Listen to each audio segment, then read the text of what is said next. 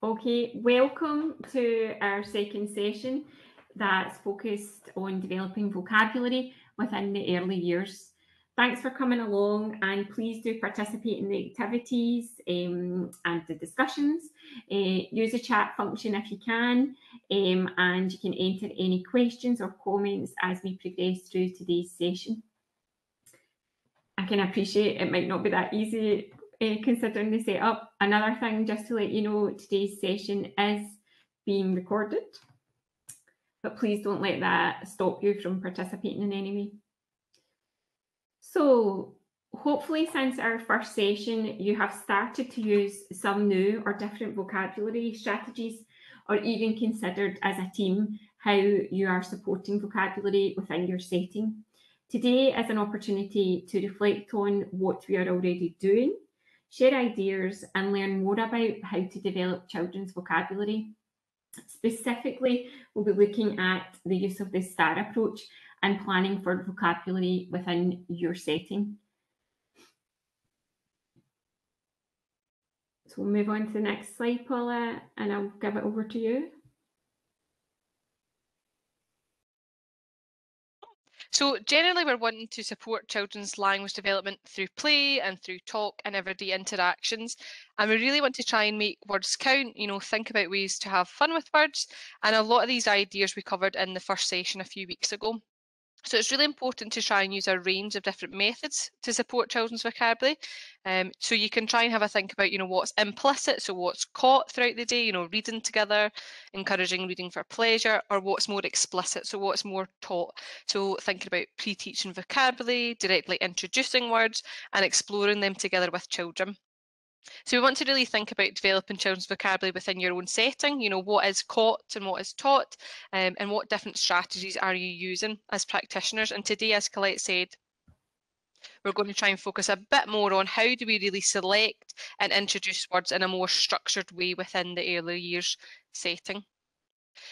Let's just quickly recap why we thought vocab was important from the first session. So we had said that it was really important for children for day-to-day communication, so that they can express themselves, their needs, their emotions, to socialise and make friends. But we'd also agreed it was really, really important academically and for later life outcomes. So just coming back to this idea, remember that literacy does float on a sea of talk. So children need really good language skills. Language skills are crucial for developing literacy skills. And in particular, we know that vocab is really important and it's really worth focusing on in your setting. So as Colette said, you'll already be using some strategies to develop children's vocabulary, and it's really important to keep going with this, even when you start to use the STAR approach, which we're going to cover today. So the STAR approach stands for select, teach, activate, and review.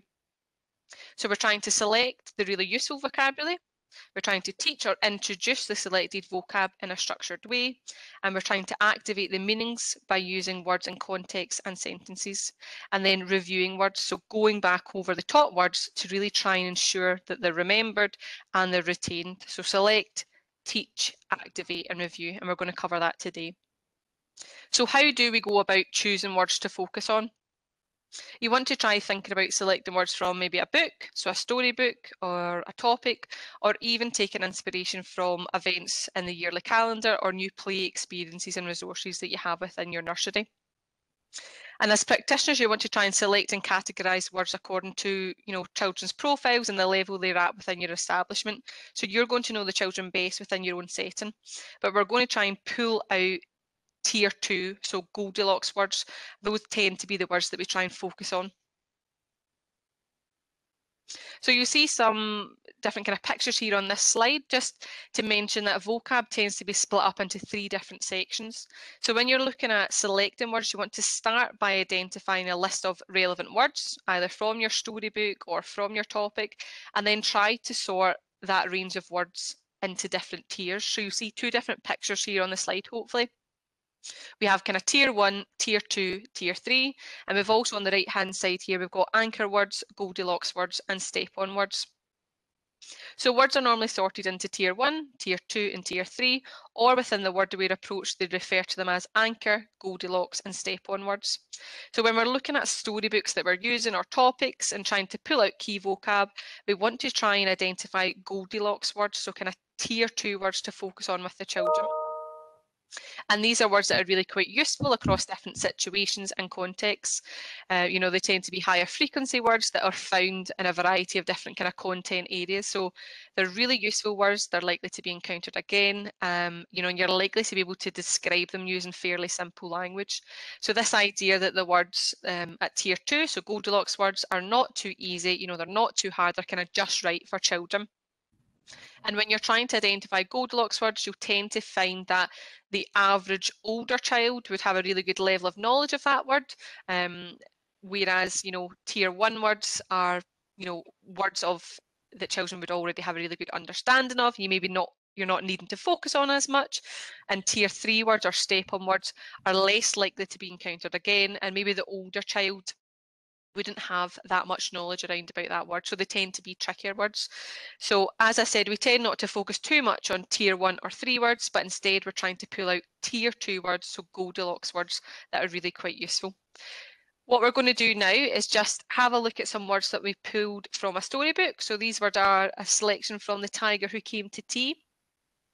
Have a wee look through the words, and what I want you to do is quite good because you're as a group today, is have a wee look through the word list and try to sort the words into anchor, Goldilocks and step-on words. Don't worry too much about kind of spending lots of time deliberating over each word. Instead, try to look at it as a whole and maybe pulling out what you might class as a tier 2 or Goldilocks word, and then again even fire some of your suggestions into the chat to let us know what you feel you might focus on. So kind of what might be a tier 2, so Goldilocks word that you might want to focus on with the children if you were doing this storybook. So I'm hoping you've managed to have a wee look through those words. I don't know if you want to share, is there any particular words that are jumping out to you that you're thinking that would be an ideal word to focus on or choose from this particular storybook? So what might be classed as a tier 2 or a Goldilocks word? So as a wee bit of a reminder, kind of really useful words, you know, likely to be encountered again by children in a variety of different situations. Any sort of suggestions?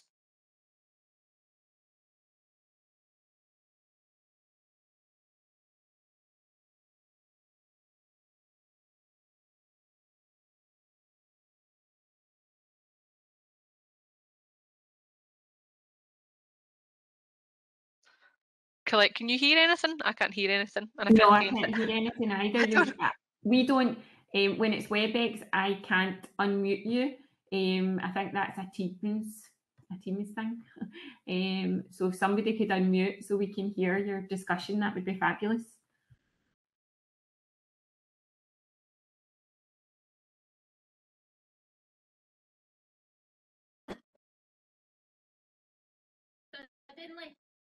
Oh.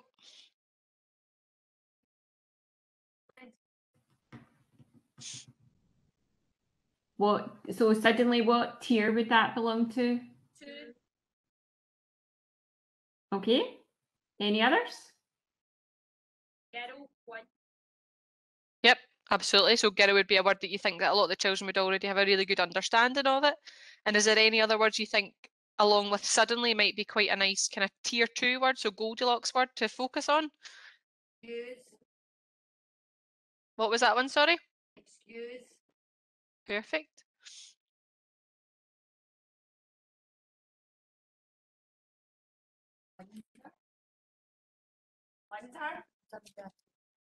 Wonder. Sorry, I'm trying to hear you shouting out. My hearing's not as good as I thought, obviously.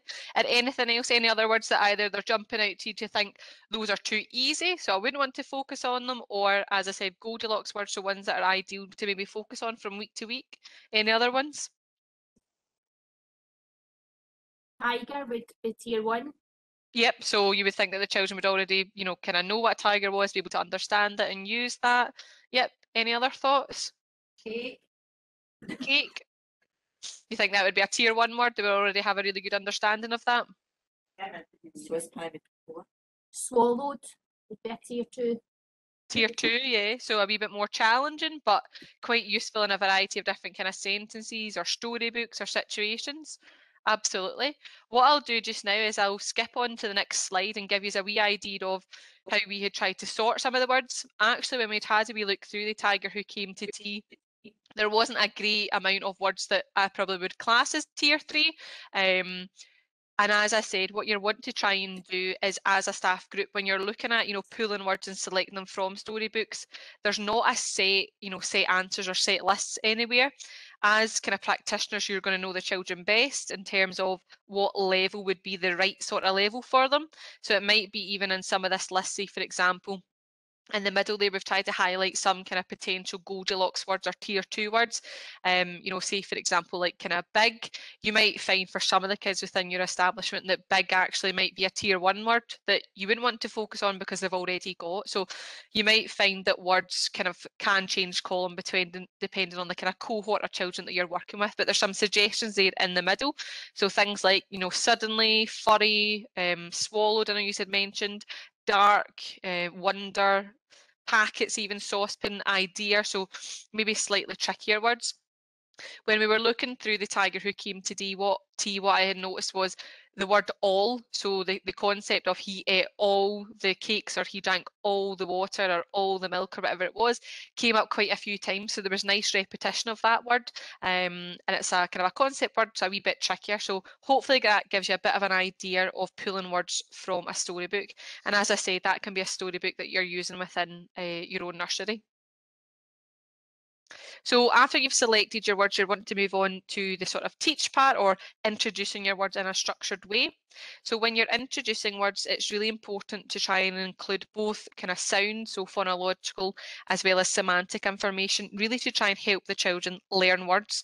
You can also try to add a gesture, so some sort of movement, because that can really help children with learning words. And bringing all of this information together is really similar across the different vocabulary building approaches. There's some pictures up on this slide just now, just to give you an idea from different places how we can look at introducing kind of keywords that you've chosen. And we've got our own kind of word wheel up at the top right hand side there. But as I said before, across approaches, it's fairly similar. So you want to try and look at having some sort of symbol. So you want to try and link whatever your focus word is to a visual, and that can be any visual that's going to help children to really develop their understanding of new words. So it might be a photograph or pictures or objects. It doesn't need to be, fancy, some sort of visual support. You want to also have explore, the sort of meanings of the word. So you want to try and give a simple, child-friendly definition, use simple language to try and describe the word, and also try and relate new words that you're focusing on to children's experiences and kind of existing knowledge. So drawing on what they already know to make it make sense to them. You also want to let children hear the new word within sentences, maybe a wee short story, so they're getting to really add to their understanding. You want to also try and focus on exploring how the word sounds. That's really important. So they need to be able to hear the word, but you might want to try, clapping the syllables within the word, maybe listening out for the initial sound. You might even want to think about, rhyming words, what rhymes with your focus word, and also getting repetition. So maybe say it to a partner, whisper it, shout it, say it in different voices. Again, giving children the opportunity to hear the words a few times when it's been introduced. And you'll notice on our picture at the top right hand side there of our word wheel, we've got a picture in the middle, and then we've got different kind of symbols to explore. And as part of our word wheel, we had also included a symbol around about exploring categories. So you can do this when it's appropriate to do so, and it also lends itself, if it lends itself to the word that you're focusing on. So say, for example, the word was whiskers. You might, explain that it's a body part, that's what category it belongs to, or maybe it's scared, you might explain it's a feelings word or an emotions word. Or say, for example, it was tiptoed, you might explain it's an action word and can act out together. For any of the focus words that you're choosing, again, adding some sort of gesture or mime or facial expression is really fantastic. So acting it out together with the children.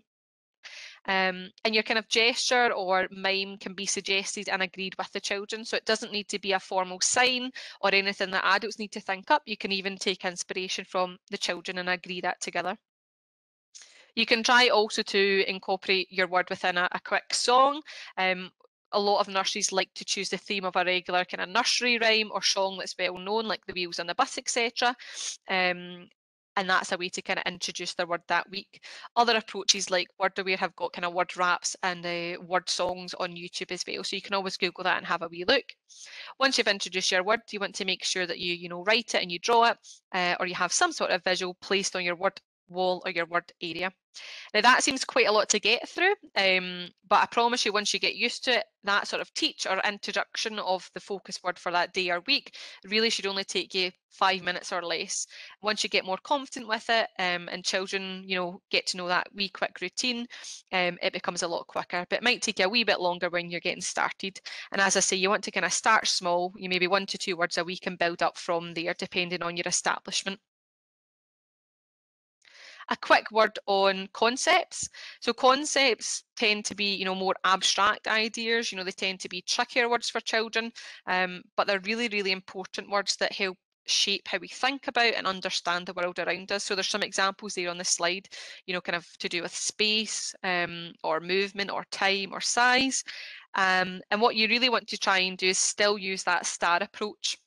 You still want to select, teach, activate and review, even if you find that you've chosen a concept word to focus on. Early years concepts are really important for later learning, and for various parts of the curriculum as well. So they are important to work on.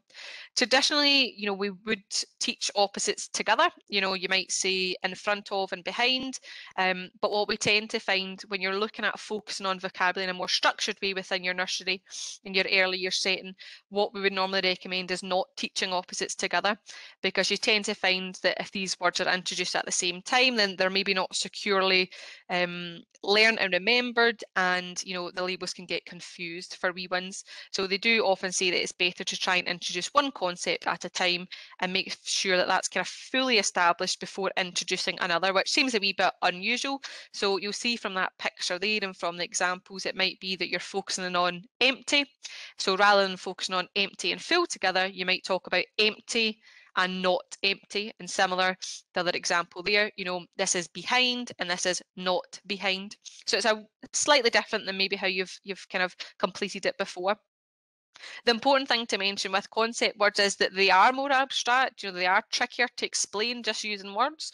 So trying to really act, these words out and kind of introduce them in really practical ways, really physical ways, movements and objects really help to bring kind of concept words to life. So children need to be given opportunities to physically experience the concepts, because that's really going to build their understanding of how it relates to them personally. So, if you're talking about the word noisy, encouraging children to really stamp their feet, and be really noisy, and then try to encourage them to be not noisy. So, and again, using kind of objects as well. So trying to really bring those words to life, because they're a wee bit more tricky for wee ones. The next part of the STAR approach is activate. And that's really all about giving children lots of chances to hear, to see and to experience, as well as have fun, in order to develop their understanding of new and different words. So it's all about, again, bringing words to life. And you want to try and use opportunities as they arise, but also try and maybe plan some activities or resources for children to explore to build their understanding. You want to really think about what resources and experiences you've already got within your early year setting, and think about how you can incorporate that into the words that you're focusing on. You tend to find that if you've chosen words at the right sort of level for wee ones, that you'll naturally start to find opportunities to use them within play and within interactions. But you want to find that, or you want to try and make sure that there's opportunities for children to hear the word, multiple times by different people in different ways over a period of time, whether that's a day or a week or a few weeks. And that would include kind of home as well. So trying to share that information with parents so that children are getting to hear their focus word at nursery, but also when they're at home. So getting more repetition. You and that sort of adult-child interaction is the most important tool. So there's so much that we can do to build children's understanding of words through using it when we're playing and when we're talking. So with a little bit of imagination, a wide range of words can be added to kind of different play situations and everyday routines and conversations. So hopefully it's not too much extra planning and thinking. We'd be able to bring that in quite naturally to the play. Some other ideas here on how you can maybe activate your word of the week or other focus words that you're working on. You know, as we said before, trying to have that kind of word up in your word wall or your word area as a reminder for you guys as practitioners, but also with resources that children can explore. Also within your own talking, trying to model the word and use it, and really try and praise children when you're maybe hearing them trying to use it within their own talking. And setting a bit of an expectation that you're going to be listening out for your special word. So again, encouraging children to play about with that and use it within their own talking. If you've chosen your word from a storybook, then again, a great way to activate it is getting them to listen out for that special word, and even, you know, doing a special gesture when they hear it, so listening out for it, and even getting that repetition through reading through your book again. Other nurseries have also liked to use stickers. So this idea of a wee sticker for your little ones, you know, the word I need to hear today, and then you would just add on whatever the word is you're focusing on. There's different equipment and, you know, play resources that children can explore. And also including families, so that gives you more opportunities to try and hear the words, and also sort of treasure hunts or word walk. So if you've chosen, you know, descriptive words like shiny or colourful or whatever it may be, then again you might go on a bit of a hunt around the nursery to try and find different objects or things that match your focus word that week. A few examples here on this slide of different kind of word areas and word walls, and again just making sure that you've got your focus word up and kind of highlighted so that adults who are visiting or working within the establishment know what the focus word is that day or week. But also it's really important to have some sort of visual, whether that's objects or pictures, and other resources for children to explore as well. So the last part of the STAR approach is review, and this is all about trying to go back over previous words, and that's going to be a tricky one to get used to, but try not to skip the review stage. You know, if it's worth doing, it's worth going back over and it's worth reviewing. It's really quite important to check that children have retained the words and also giving them an opportunity to go back over them and explore them again to really help them remember and retain. You tend to find that words that are not reviewed are likely to be forgotten. So it's really important to try and think about how you're going to do that within your own establishment. There is a variety of ways that you can review words, and that will depend on, you know, the type of word and also the children that you're working with, their age and stage. So we've got a few examples on the next slide, but again, you might come up with more yourself or, you know, other ideas that you can try. You want to find a way that's easy and sustainable so that you're regularly reviewing words. So some examples here that we can talk through. So we've got our word bag. So that's this idea that you can have a kind of a special bag or box containing a variety of different objects, and each object, week on week, after each focus word, you would add in an object or a picture to represent that word. And then you would end up with a wee small bag with a variety of different assorted objects, I suppose. And you want to try and keep the same sort of target words in for several weeks, but maybe consider changing up the objects just to try and avoid maybe rote learning or children just associating that particular word with a particular object. So for example, say your word one week was delicious, you might put in a little pretend banana, and then later on, a few weeks later, maybe change out for a cupcake or something else that might be classed as delicious, or an ice cream, etc. You might be working on, you know, the word colourful on another week, so you might add in, you know, colourful feathers or coloured pens or colourful bricks. You might be working on the word creature, so you add in, you know, a little duck one week and then later change it to a little rubber, you know, crab or a feather even. So again, you're trying to just find some sort of small object or item that represents that word that you've focused on, pop it in your bag. And then at another point, what you want to just do is create a bit of a mystery with the children, kind of select some of the objects one at a time out of the bag and explore them together. So you might do a bit of a lucky dip and pull out, say, for example, you know, it was a little kind of crab that you had pulled out and say, oh, I remember we were learning all about animals a few weeks ago and we had learned a new special word, creature. Let's see what we can remember about creature. And you might again just take that moment to explore that word together. You know, can they remember how many syllables are in the word? Can they think up of any of their own creatures that they've seen or heard of? And again, you're just spending that wee moment to explore the word together and see what the different children can remember. Obviously, through your own observations within the nursery floor, that's a great one for reviewing words. You know, are you hearing children you know, explaining words to each other, or using the words within their own talking, or using a previous word that you had focused on a few weeks ago, you know, within a new activity. So have they remembered and retained that?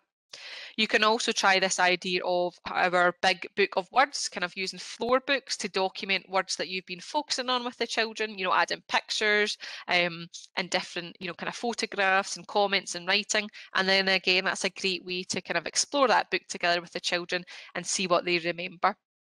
Some other nurseries have also tried kind of teach a new word to Teddy or any other puppet. We've also had people using the kind of characters from the Paths program. You know, this idea that you use some sort of kind of puppet or, you know, character, and you want to try and encourage the children to, you know, help that teddy bear learn about a new word, you know. And again, that's just another kind of child-friendly short activity that you complete to see what children are remembering and retaining. So a few suggestions there on how you can review. You can give some of them a go, and again, there might be some of your own ideas that you think of as well. We tend to find that, you know, children with poorer vocabulary or less words are often slower at learning new words. You know, they don't tend to ask the meanings of new words, whereas if you've got wee ones who are perhaps more developed with their talking, or they've got a good level of language skills, they tend to ask lots of questions, you know, why, or how, and also maybe ask what words mean. So it's really also important to have a wee think about how can we develop children's word learning skills. You know, we can't, there's too many words to kind of introduce or teach, so it's really important to try to develop children's interest in words, but also to model how to ask about words. So, you know, be a model to young children when you're reading or talking. Try to identify words that maybe children don't know. You know, think aloud as the adult about the words, you know, commenting, you know, I don't really know what that word means, or I wonder what X or Z means, and maybe even model going to ask somebody or looking it up yourself. And again, just trying to show children that we're continuing to develop our words, and it's okay to ask. You know, encourage children to ask about what new words mean and explore that together, and try to use, you know, simple language to describe and explain words, so kind of child-friendly definitions and, you know, acting things out. You can also try some other suggestions from approaches like kind of word aware, this idea of Alan the alien and his box, or alien words. For some children who are maybe at an earlier stage of their language development, might quite enjoy engaging with kind of an alien puppet or soft toy in a box. And the idea is that he doesn't speak the same language as us, you know, and he's starting to learn words in English. And you can place some items in a box and encourage children to talk to Alan or explain to Alan what the items are called and name them together. But children can also place items in the box. So, you know, if they want to tell Alan about it or learn names of things together with Alan, you know, with the kind of wee alien character, and that might be helpful at an earlier stage of vocab development. For other children, if you're trying to help them to identify kind of different and new words, what you can do is introduce this idea of kind of alien words. So, you know, again, using Alan the alien, you know, to explain that he uses alien words, and sometimes children need to try and kind of spot them with you. So maybe even modelling a sentence, you know, I wanted a wee drink, so I went and I got a tibbly got. Oh, I wonder, was there any new alien words in that sentence? So the idea is you're being a bit daft and silly with the children, but you're trying to develop their ability to spot alien words, so spot words that they don't know what they mean. And it's another kind of fun way to support children, you know, to try and spot new or different words and develop their word learning skills. Just another wee minute for a bit of discussion before we move on. So having a wee think about, I suppose, what we'd covered in the first session, but also the STAR approach that we've just spoken through. How do you feel that that would fit within your own establishment? You know, would there be any challenges? And just have a wee few minutes, have a wee chat amongst yourselves. And again, you know, you can write a wee bit of feedback into the chat or on mic, and we can have a wee chat before we move on to the last section. When you can, if someone could unmute and let us know what you've been talking about, that would be wonderful. We feel a wee bit left out, don't we, Paula? It's just Yeah. the nature of this. It's always a bit strange being on the other side of the screen, but just having a wee idea of, you know, how would, you know, focus on vocabulary fit within your establishment. You know, would there be any challenges or things you'd be unsure of? You know, the different abilities of children, or trying something new, just to share your ideas and thoughts.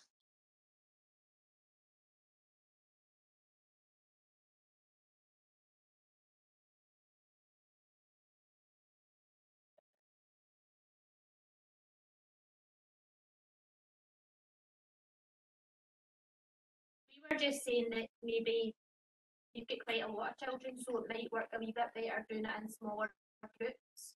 Yeah. Begin with, reduce it. And obviously the different ages of the children, the preschools and anti-preschools, you might be doing it at a different level. Yeah, absolutely. I think that's a really good point, because a lot of the nurseries we had been working with have decided to, when they're doing that kind of introduction of the word, the kind of the teach part, they have decided to, do it within their kind of their smaller groups, because they feel it's too much to introduce as a bigger group. So they've kind of played about with that. So definitely. And also the different kind of levels of, different ages, as well as different abilities within the children that you're kind of working with, can make it a bit tricky, I think, to start and to know what words to choose as you're getting started. But I promise that does get a wee bit easier at time, and I suppose you're trying to look at the majority of kind of children within your nursery and trying to think about an overall idea of what would be pitched at just around about the right level for most kids. Even if you feel some kids will need a wee bit of help over and above that, or even more repetition. So yeah, absolutely. Was there anything else that came up as you were chatting? We were saying that we could just introduce it into the literacy area all the time as well, so that it was all children were getting access to it at all times. Yep, absolutely. So a wee place to kind of explore it. Fantastic. And was there anything else that you were chatting about before we move on? No, I think that was it. Was that it? Fantastic. That's great. I mean, that's quite regularly things that have come up before when we've been chatting with the different nurseries, finding a way of, kind of fitting it into your natural daily routine, finding the kind of the time and the space, and also dealing with, adapting things for different ability of children, and just getting started, I think, with, that focus on vocabulary, often kind of starting as the most tricky part, and then it starts to fall into place over time. So that's fantastic. What we'll move on to now is just having a wee think about, I suppose, the planning, the planning aspect of it, making a bit of a plan. Having a think about, do you already include vocabulary teaching within your planning? Do you consider what vocabulary children will be encountering, and how you're going to extend this? What might work within your establishment, and we've got some examples to talk through, and this idea of in the moment planning as well, and being flexible with children, and trying to build things in naturally to talk and interaction and play, and finding ways that are going to be sustainable as a nursery. And that's something that we've been learning from different nurseries that we've been visiting. Planning is important for the staff members, so we're all kind of aware, I suppose, of what the target words are, and all kind of focused on building wee ones vocab day to day, so that it's more sustainable across kind of over time as well. What we know from looking at our kind of pathways is that a focus on building vocab is really embedded within our pathways. A focus on building children's language skills, including their vocab, is very much embedded within the pathways. It also really links well to realising the ambition, being me. We need to really try and allow time to talk within the early years, and really try and focus on extending children's vocabulary, introducing new words, as well as providing opportunities for them to play with language and to explore how words sound. If we've got a really high level of focus on building vocab and the meanings of words and how words sound, then we're going to be setting children up to succeed with their literacy in primary one. So it really is evidence-based, and it's really embedded within the pathway. So it's worth spending a bit of time thinking, how is this going to work within our establishment, and how are we going to plan for it and make it sustainable? We've got some examples of planning from some different nurseries. There we go. I don't know if that's coming up now. So we've got two different examples here. I'm hoping you can see them okay. So again, there's not a right or wrong way in terms of kind of planning. We've just tried to pull a few examples. So you can see on the kind of the left-hand side here, we've got a nursery who's looked at kind of weekly, a bit of a weekly plan with their word, and then what they've did is they've broken it down into how they're going to introduce the word. So they've looked at, what is the word that week, and chose them from their storybook, and they've did, I think, a kind of a 6-week plan or a 5 to 6 week plan, and they've also looked at how we're going to describe it together, what action are we going to use, and then they've also went to the bother of looking at other words that are similar to it, as well as beats within the words, so syllables, and also tried to identify some kind of rhyming words. And just to mention that when you're looking at rhyming words with children, nonsense words are absolutely fine. So sometimes the sillier the better, as long as they're getting that chance to hear words sounding the same at the end and rhyming. It can be real words or it can be nonsense words. You can also see on the right hand side here, another nursery's looked at a bit of planning, both fairly kind of simple but very effective. So they've identified their story as well as a song they're focusing on, and they've also looked at their identifying their focus words. So we've got like dainty, woolly, whisper, crept, and then again they've went for some related words, so other words that might come up as you're talking and exploring that word together. So some examples there. On the next slide, we've also got another example of, again, a different nursery who's looked at doing some planning around about their word of the week, as well as a cross curriculum. So they've chosen Room on the Broom, and you can see in the middle at the top, they've got their different words. You've got kind of magnificent, stirred, tumbling, and squelchy, I think. But what they've did is they've also looked at kind of questioning around about that storybook, and then they've even looked at different areas, you know, different curriculum areas. So a few different examples of how you can do that planning. Again, trying to find a way that works for you guys as a nursery, but certainly if you're pulling from a storybook or you're pulling from a kind of topic that you're going to be covering, trying to choose quite a few words in advance and think through how are we going to explain this to children, and some ideas on how we're going to activate it really is quite helpful again, so we're all introducing the words in the same sort of way. Just a word on tracking progress. You know, over time you want to observe and notice. So, you know, are children becoming more interested in words? Is their vocabulary in general increasing? Are their sentences getting longer? You know, are they more descriptive? And also, you know, how are children engaging with the introduction of the word of the week, or, you know, the word games that you're trying out? You know, your observations and professional judgment are really, really important, and they're going to be, you know, crucial to kind of track and progress over time. Even making a wee note of, do you find that children are starting to ask more about the meanings of words? You know, that's something that you would often be worth kind of noting down.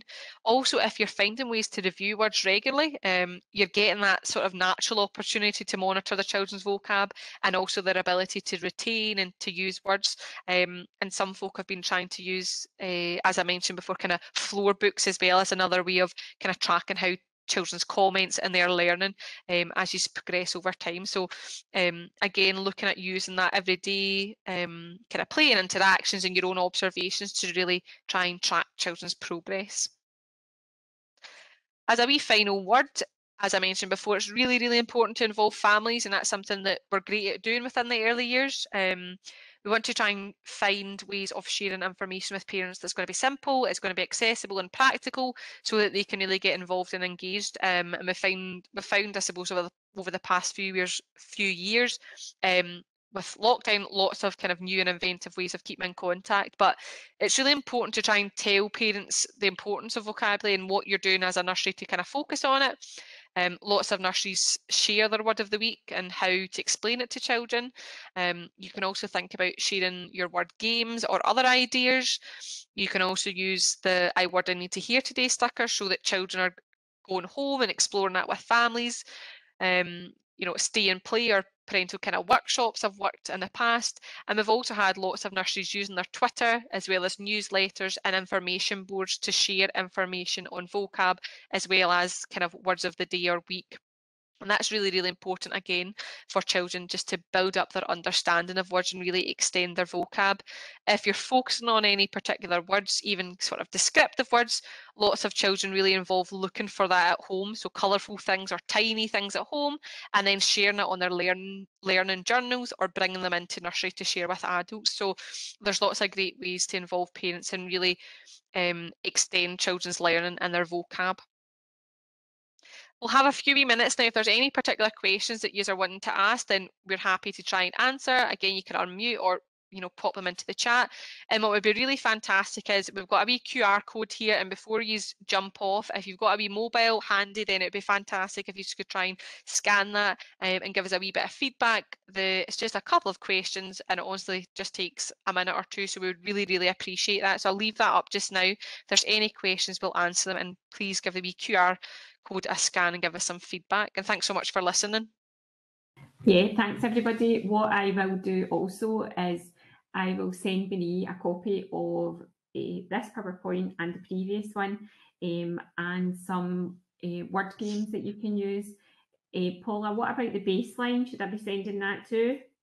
We can do, yeah. It's something we've been sending out to a variety of nurseries. So yeah, we can do that as well. That'd be fantastic. Okay, no problem. Thanks everybody.